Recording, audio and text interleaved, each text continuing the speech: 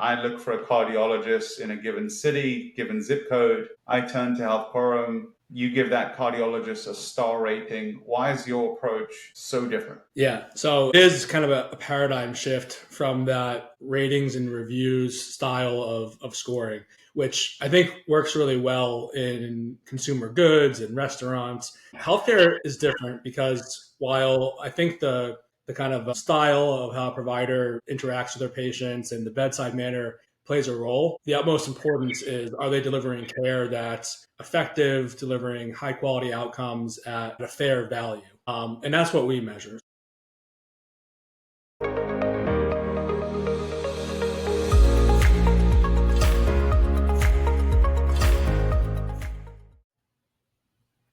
All right, I'm joined today by Keith Somers of Health Corum, and I'm excited to have you as my guest, Keith. Welcome. Thank you. Great to be here. So tell our audience about Health Corum. What makes this company so special? Well, I would say Health Corum is unique in our space just in terms of the level of granularity and transparency we can bring to healthcare decision making. And that's really why I got started and built the business starting back in 2018 with a frustration I had as a patient and a caregiver, not having the right information at my fingertips to choose a doctor, determine where to seek care, and do that without relying on biases, right? Opinions from a neighbor or a friend. I'm more of a data-driven kind of person, and that's what I wanted to see in my healthcare experience. So that's kind of what we set out to do. I think we've built a really great solution to address those needs, but there's still a lot of work to be done. And I think we're just hitting our velocity. So I think the average patient will look for a doctor and refer to a Google ranking, a ZocDoc review. They're going to go through various sites and ultimately land on patient feedback and some search firm's ability to edit through that data pool of patients' prior experiences and present it back to a patient with here's the score. And that's it. How does Health Corum's approach differ from that? I look for a cardiologist in a given city, given zip code. I turn to Health Corum. You give that cardiologist a star rating. Why is your approach so different? Yeah, so it is kind of a paradigm shift from that ratings and reviews style of scoring, which I think works really well in consumer goods and restaurants. There's a reason why you go on Yelp, right? Or you go on OpenTable and you'll have those ratings there. Healthcare is different because while I think the kind of style of how a provider interacts with their patients and the bedside manner plays a role, the utmost importance is, are they delivering care that's effective, delivering high quality outcomes at a fair value? And that's what we measure. So our approach is different. We look at claims data and we aggregate as much as possible across every single provider in the country who falls into one of the specialties that we are able to score and benchmark. And we're doing this even within a subspecialty. So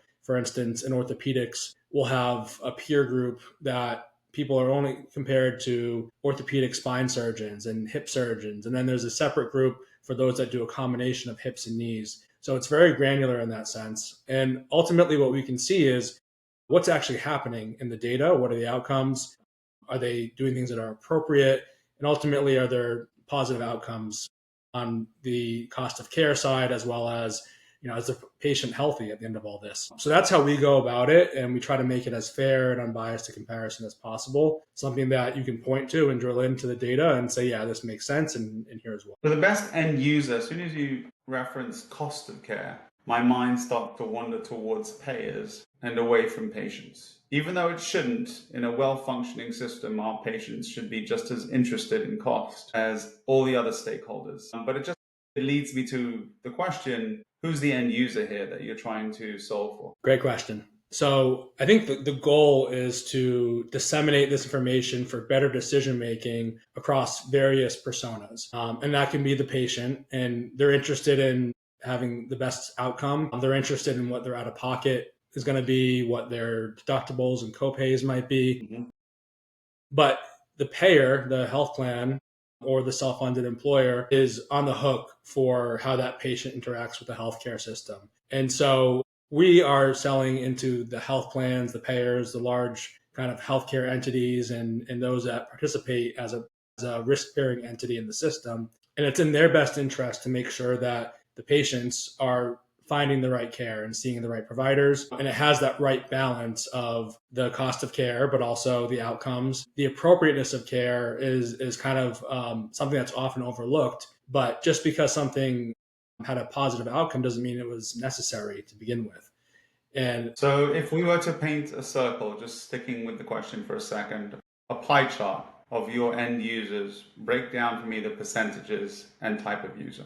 From payer to patient to health system to physician, what are the percentage breakdowns? it's probably like 40% health plan, 40% self-funded employer ecosystem, 20% other, whether that's provider or technology firms, internal use. But oftentimes they're then disseminating it to the patient. So at a health plan, for example, they'll consume that data to help with network optimization, determine what's the right mix of providers, construct a network in an area that I'm potentially looking at moving into. Let's say, what does a competitive landscape look like? But then they're also going to disseminate that in provider directories and point solutions to the patients that are making decisions. And then they're also going to serve it up to care navigators and those that are kind of in the middle trying to help patients, or if they're on the referral manager side, help providers find that, the optimum doctor to go and visit. And the findings you provide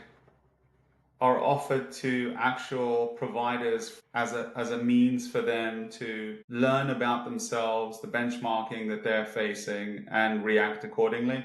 If I'm a provider and I hear that I'm the 10th highest ranked orthopedic surgeon in my neighborhood, my first question is, well, why am I not ninth? That kind of interaction takes place. If it does, how does that happen? Yeah, so we set out to design what we deliver in a way that's very transparent. No black boxes is kind of our policy. So it is meant to be used for those types of conversations. What we've found is that providers, if they can kind of get down into the weeds and what's going into a model, they might not agree with the outcome, but they'll appreciate the process. And the way we look at things and how we do our scoring is 1 to 5, with 5 being the highest. And in any given market, for example, I'm here in the Boston area. It's a really strong healthcare market, lots of amazing providers. But within every specialty in this market, there's going to be those that are the top quintile and the bottom quintile. And we just try to take kind of a level-headed approach to it. So the process we put in place to actually have those conversations is a bit of a triage where we share information and then escalate conversations. And eventually, if need be, we can get to a clinician to clinician conversation around the scoring. But our goal is, hey, this is what the data shows us, and here's our process. And all we can ask is to have kind of a level-headed conversation. Let's talk about the scale of it. So there are 1 million licensed physicians across the country that break down across all clinical specialties, from primary care to anesthesia and so forth to cardiology. How many of those 1 million physicians are you tracking today? So that's one of our, I think, big advantages in the market. We're currently scoring and analyzing 1.5 million providers on a nationwide basis. And that's out of the universe of what we feel is around 1.8 million. So we have kind of QC in place. So you're including MAs, PAs, what else? Yeah, exactly. Because if there's enough claims data that they're submitting and they're making decisions, then we're able to compare them to other similar MPs and so forth. So you're almost at 100% coverage for analytics. I think 1.5 versus 1.8. Yeah, we're pretty close, and North of 85%, shall we say. And for the specialties that really matter, that drive a lot of the costs, we're even higher than that. So that's, I think, part of our special secret sauce, so to speak, is we know how to get the most juice out of the available data and use it in a way that's meaningful. So let's talk about the available data. Where is it? I'm assuming you're heading to CMS and Medicare and interacting with commercial payers as well. So you probably have some kind of data sharing agreement with some very large commercial payers. So yes, give me some context and color on this data. Where's it coming from? There's been a bit of an evolution in our space. And so we started just using the Medicare data. We would use what's called public use files and limited data sets, some of which we purchased, but all of it coming from CMS. And there was always the vision on our roadmap to branch out and acquire other data sources. And some of our competitors are still using just Medicare. Some have gone out and done what we've done, which is getting access to all payers as much as possible across the country, and largely coming from clearinghouses. So we've been able to create a flow of clearinghouse data that covers roughly 90% of all payers in the country. Got to be the clearinghouses because there's too many payers. Exactly. 90% of claims volume we're bringing in. So it's really broad. So change healthcare as a friend. Not change, but you're in the right ballpark. Okay. But the problem is many of these contracts to get the data end up being really, really expensive. And so your deliverable doesn't scale also well when you're in that model. We found a way around that. And we found, I think, what's a nice sweet spot where we have what I would argue is the broadest data set in the country, but at a kind of revenue model that makes sense and can be deployed without breaking the bank for our customers. So that's what I think we've experienced recently. Are groups using you to perform due diligence on a potential hire? We're looking at an orthopedic surgeon. We want to know more about him or her. Keith, help me. There's been some of that. It's not the primary use case. I think it's more been around referral management. So refining the network, primary care organizations. Exactly, right. And if we provide a feedback, how are you doing? If we have to refer out of network, who's the best option? Who's going to be a good steward of our patients' care? So that's where I think we really made a big impact. The recruiting and hiring piece is one where it's a natural fit. But we're a growing company and we're kind of trying to stay laser focused where we can make the greatest impact. Right? Do you have clinicians on staff to help sanity check the data? We do. We from our very early roots, we started by building this from the ground up with the guidance and really the hard work of our CMO, Dr. Roki Chauhan, who was former CMO of Primera and Providence and has led a number of West Coast systems and plans. So we do take that clinician-led view of how are we measuring things, but we're not reinventing what to look for. This is all based on best practices and things that 99% of providers would agree with. The key is how do you take the available data, match it to the best practices, and then produce something that's usable. We're going to get into an example of what you actually are offering in a second, but one more macro question, an obvious question. Why doesn't United have this for themselves? Why doesn't Aetna, Cigna, all the Bupas, why don't they have it for themselves? So a lot of them have tried, at least as far as the Bucas are concerned. Some of them are doing some version of what we're doing in-house. Some of them use us or a competitor. So it's a mix. I would say that there's just a certain know-how and focus that needs to be implemented on these processes. And for whatever reason, it hasn't worked so well when most of the plans have tried doing it internally. Even in the past 5 years, a shift from some sort of internal solution to working with partners or even making an acquisition to bring that capability in-house. But almost all of them recognize that it's a key piece of what needs to be in the equation. Yeah, I mean, it's surprising. You think it's so core, basic understanding of what clinicians are doing out there. But you're telling me their focus is more so on their own provider pool, and so they're not necessarily getting the depth of benchmarking by looking broadly across the entire market. So their benchmarking is weaker than yours as soon as they give up. I would say so. They do a great job of population health management and saying we're going to move this cohort of patients in one direction or another. But when it comes to the macro provider comparison, your head is higher up. You're seeing the full lay of the land. I believe so. Yeah. Yeah. Okay. So how's business doing? Right now, it's a really interesting time. There's been a lot of consolidation in the space. 3 of our largest competitors have been acquired in the past 6 months. One of them just last week. So they're dropping like flies. Space, they're being scooped up because I think people are realizing that this is a unique capability in the market. So there's a lot of interest. We've brought on some, large customers, both private and public companies, deployed to millions of patients across the country. So we're in a really great spot. And even though we're still a relatively small organization, I would say we punch above our weight class. And once people compare us, we oftentimes come out on top for many of those reasons that I talked through just now. Let's look at an example. Let's construct an example of the end product. So I'm a payer and I want to look at Boston, and I'm focused on orthopedic surgeons, and I'm not sure who to invite into my network. I'm not sure how to think about my existing network that I'm relying on, who's good, who's bad. What are the KPIs that I can expect from you? I know you're going to benchmark everything across a very large pool, orthopedic surgeons in that zip code, in that city, in that state, across the country. So everything is going to be benchmarked, but what are the actual KPIs? Are there 100 of them? Are there 3 of them? Are there the 3 most important? How do you start to frame what I can expect from a dashboard output? So for the network development use case, and that's one of many they might deploy it into, it can start with a really simple analysis of who's in, who's out, and what proportion of high scorers do you currently work with versus those that are outside of your purview. So that can be a binary measurement, right?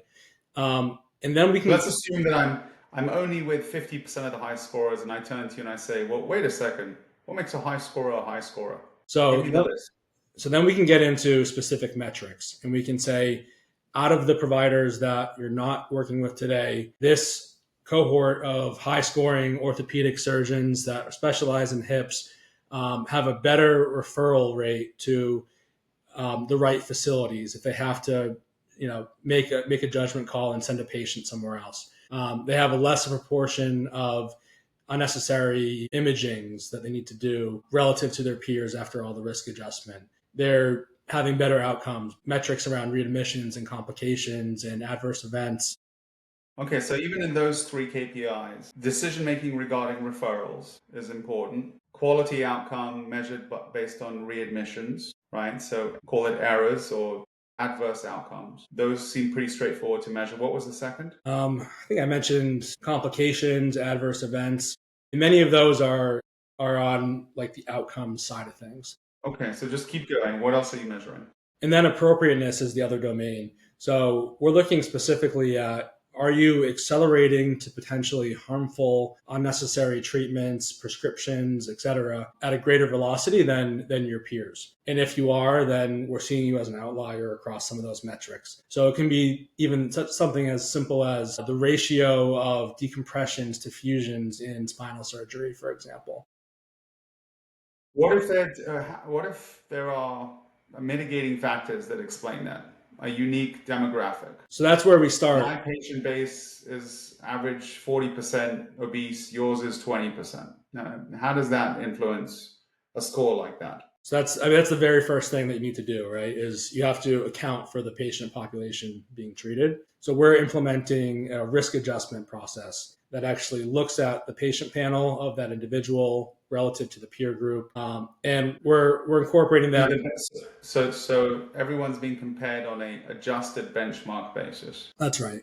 Yeah. And we'll even say, hey, your population looks sicker. Here's the things that we're observing. Even still, you're an outlier here, here, and here. And that's having a negative effect on your overall score. What are the key adjustments that you're making for? So BMI, obesity, age, income levels, education levels, chronic condition, Medicaid versus type of payer, Medicaid versus commercial, Medicare, so it's gender. It's a version of the HHS HCC risk adjustment methodology. Okay.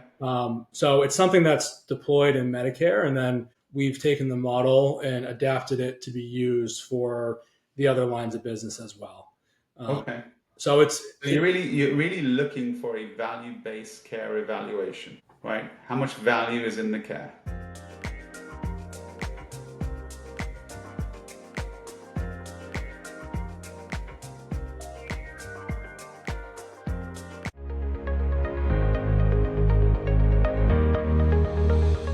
Thank you for joining us on Analyzing Healthcare. Stay informed and stay inspired. Don't forget to subscribe and visit scale-community.com to become a Scale Community member. Until next time, keep exploring the ideas that shape our healthcare systems.